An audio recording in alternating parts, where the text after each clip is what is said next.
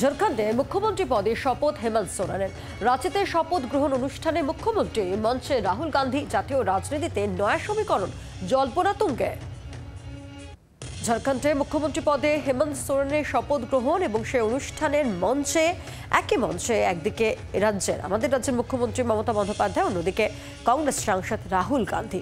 কথা বলবো, রাজীব চক্রবর্তী রয়েছেন আমাদের সঙ্গে, টেলিফোনে প্রতিনিধি। রাজীব, জাতীয় রাজনীতিতে নয়া সমীকরণ এই জল্পনা তুঙ্গে, এই যে ছবি আমরা দেখছি সেই ছবির পর দেখো, সেরকম একটা মনে করা হচ্ছে। রাজনৈতিক মহল এবং রাজনীতির আঙিনা ভারতের চিরকালই জল্পনার উপর নির্ভর করে এবং জল্পনায় চলে। ঝাড়খণ্ডের 14তম মুখ্যমন্ত্রী হিসেবে শপথ নিচ্ছেন হেমন্ত সোরেন এবং তাকে শপথ বাক্য পাঠ করাবেন রাজ্যপাল সন্তোষ কুমার গাঙ্গোয়ার।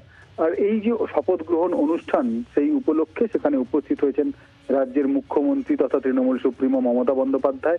সেখানে উপস্থিত হয়েছেন কংগ্রেসের নেতা তথা লোকসভার বিরোধী দলনেতা রাহুল গান্ধী। সেখানে উপস্থিত হয়েছেন সমাজবাদী পার্টির প্রধান অখিলেশ যাদব, পাপ্পু যাদব। সেখানে উপস্থিত হয়েছেন কংগ্রেস নেতা তারিক আনোয়ার, তেজস্বী যাদব আর জেডি নেতা, তিনিও পৌঁছে গিয়েছেন। সব নেতারা, দেশের বিভিন্ন প্রান্তের নেতারা সেখানে পৌঁছেছেন।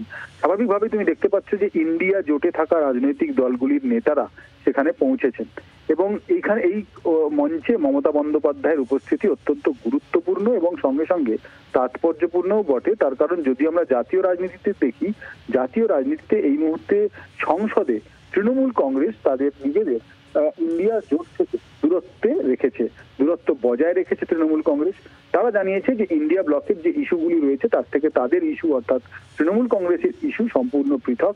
তৃণমূল কংগ্রেস মূলত বাংলার বঞ্চনা, মূল্যবৃদ্ধি, বেকারত্ব এবং অপরাজিতা বিল সহ একাধিক ইস্যুতে সংসদে সরব।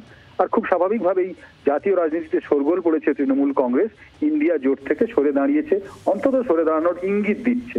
আর এইরকম জল্পনার মাঝেই তৃণমূল নেত্রী খোদ তিনি মঞ্চে উপস্থিত হচ্ছেন হেমন্ত সোরেনের শপথ গ্রহণ মঞ্চ, যেখানে ইন্ডিয়া জোটের নেতারা আছেন এবং তাবর নেতারা আছেন। রাহুল গান্ধী রয়েছেন, মল্লিকার্জুন খাড়গে রয়েছেন, অখিলেশ যাদব রয়েছেন, তেজস্বী যাদবরা রয়েছেন। একেবারে স্পষ্টতই ইন্ডিয়া জোটের নেতারা রয়েছেন এবং স্বাভাবিকভাবেই এই জোটে মঞ্চে যখন নেতারা একসঙ্গে মিলিত হবেন, তাদের মধ্যে আলাপ আলোচনা হবে, কথাবার্তা হবে এবং তাতে বরফ কিছুটা গলতে পারে এমন অনেকে মনে করছেন। যদিও একেবারে এত সহজ বিষয়টা নয়, তার কারণ তৃণমূল কংগ্রেস এই মুহূর্তে অনেকটাই আত্মবিশ্বাসী রাজনৈতিক দল। উল্টে কংগ্রেসকে তারা দোষারোপ করছে হরিয়ানা এবং মহারাষ্ট্রে যেভাবে তাদের রাজনৈতিকভাবে ভরাডুবি হয়েছে, সেই কারণে তৃণমূল কংগ্রেস একটা দাবি নিয়ে তারা এগোচ্ছে যে তাদের নেতৃত্বে নিয়ে যেতে হবে, অর্থাৎ নেতৃত্ব তৃণমূল কংগ্রেস দেবে, সেই দাবি মেনে নিতে হবে ইন্ডিয়া জোটের নেতাদের। এবং তৃণমূল কংগ্রেস সূত্র জানাচ্ছে যে সমাজবাদী পার্টি অর্থাৎ অখিলেশ যাদবরা তাদের সঙ্গে রয়েছেন, টাচে রয়েছেন, তাদের সংস্পর্শে রয়েছেন। অর্থাৎ ইন্ডিয়া জোটে একটা কিন্তু ফাটল, ভাঙন বলতে পারো বা মনোমালিন্য যখন একটা আবহ তৈরি হচ্ছে, ছবি ধরে উঠছে, সেই জায়গায় দাঁড়িয়ে মমতা বন্দ্যোপাধ্যায় যখন তিনি ঝাড়খণ্ডে যাচ্ছেন হেমন্ত সোরেনের আহ্বানে, সেখানে আজ চতুর্থবারের হিসেবে মুখ্যমন্ত্রী হিসেবে তিনি শপথ নেবেন হেমন্ত সোরেন।